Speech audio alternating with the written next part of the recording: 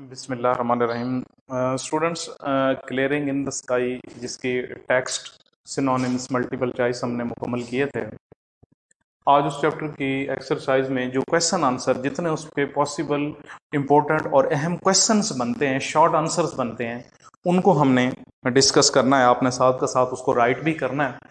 तो सबसे पहला क्वेश्चन है जी, question number 1, why did the old man not follow the advice of the doctors. Chapter में चूंकि हमने पढ़ा है कि जो ओल्ड मैन था, जैस का जो वालिद था, उसने डॉक्टर्स की किसी नसीहत पे अमल किया ही नहीं। उन्होंने कहा पैदल नहीं चलना, वो पैदल चला। उन्होंने कहा काम नहीं करना, उसने काम किया। उन्होंने कहा फसल काश्तकारी पे ये हार्ड वर्क नहीं करना, उसने वो सारा किया। उनके डॉक्टर उनकी नसीहतों के अगेंस्ट चलता रहा। तो क्वेश्चन ये बनता है कि why did the old man not follow the, उसने डॉक्टर्स की नसीहत पे अमल क्यों नहीं किया? वजह क्या थी? रीजन क्या थी? उसकी रीजन ये थी, the doctors advise the old man not to do any work. Doctor ने कहा कि देखें आपने कोई काम नहीं करना।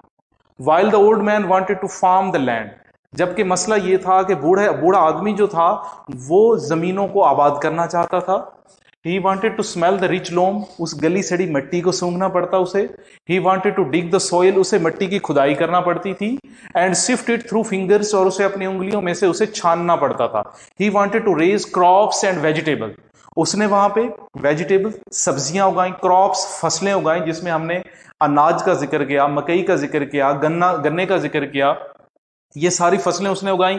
Therefore he did not follow the advice of the doctor, इसलिए उसने डॉक्टर्स के मशवरे के ऊपर, डॉक्टर्स के जो प्रेस्क्रिप्शंस थी उसको वो डिनाई करता रहा, उसने उनकी बात पे अमल नहीं किया।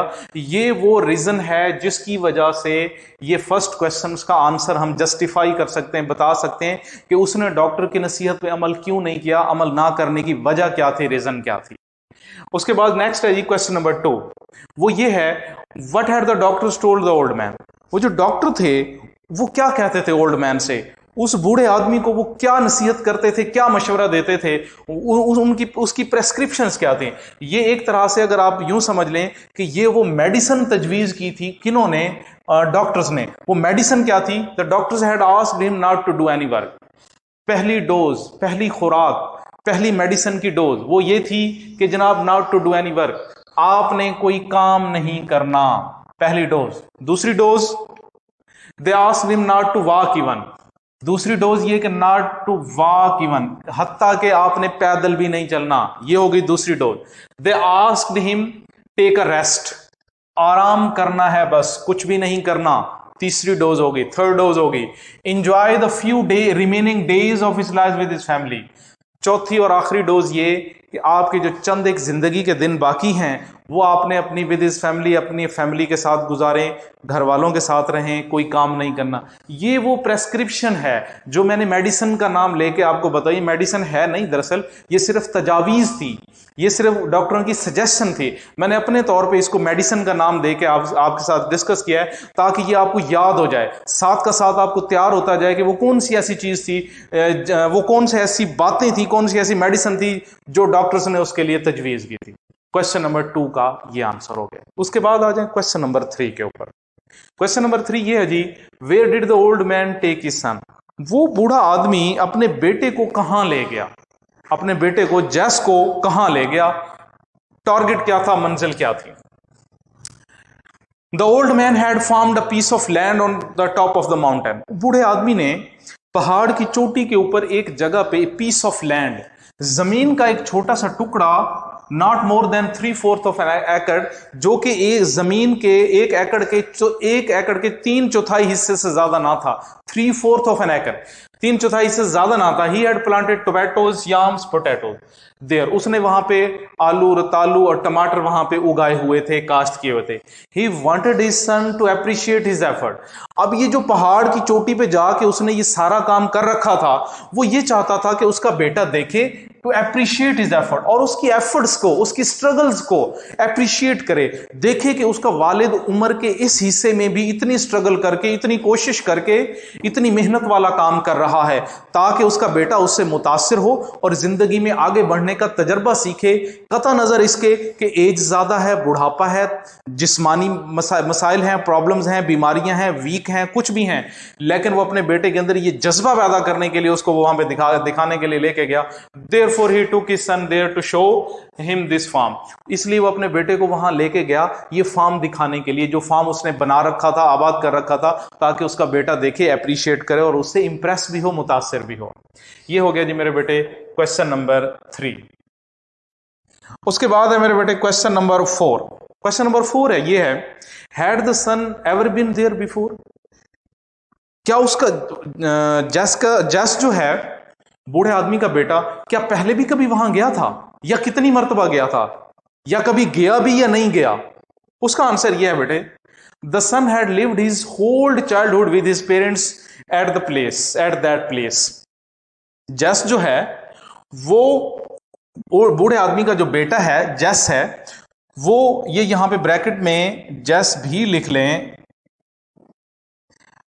उसने अपना पूरा बचपन, चाइल्डहुड, अपना पूरा बचपन अपने वालिदैन के साथ एट दैट प्लेस, उस जगह पे गुजारा, वहीं पैदा हुआ, वहीं पला बड़ा, जवान हुआ।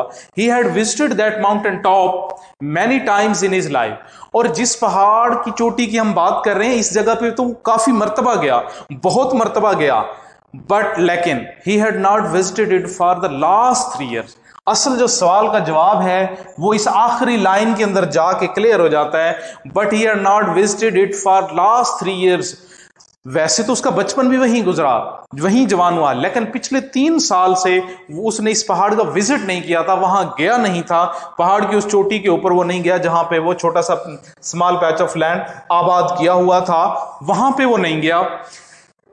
उसके बाद लास्ट क्वेश्चन है जी, question number 5। What were the names of vegetables the old man grew on his farm? उस बूढ़े आदमी ने अपने फार्म के ऊपर जिन सब्जियों को उगाया, उन सब्जियों का नाम क्या था? देखें यहां पे क्लियर कर लें, उसने क्रॉप्स भी उगाई वहां पे, वेजिटेबल्स भी, क्रॉप्स भी।